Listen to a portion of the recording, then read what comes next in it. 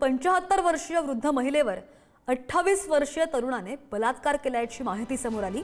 Deoli police station अंतर्गत येणाऱ्या गावामध्ये ही घटना घडली आहे।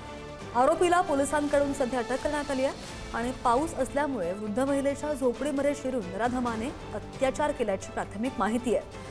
पीडित वृद्ध महिला भिक्षा मागून उपजीविका करायची। देवळी पोलीस स्टेशन अंतर्गत येणाऱ्या गावामध्ये ही घटना घडली आहे। अधिकची माहिती तुमचे प्रतिनिधी पंकज गाडगे आपल्या सोबत आहेत। पंकज, काय कारवाई केली आता पोलिसांनी आरोपीवर?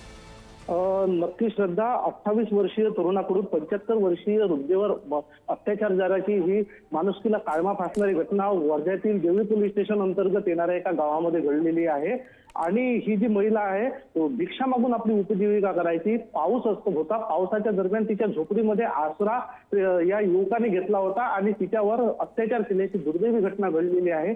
घटनेची माहिती देवळी पोलीस ठाण्यात देण्यात आली। आरोपीला देवळी पोलिसांनी अटक केली आहे, परंतु ही जी माणुसकीला काळमा फासणारी घटना आहे या घटनेने वर्धा जिल्ह्यामध्ये सर्वत्र एक हळहळ व्यक्त होत आहे। श्रद्धा, अगदी पंकज, धन्यवाद दिलेल्या माहितीसाठी। बातमी होती वर्ध्यामध्ये।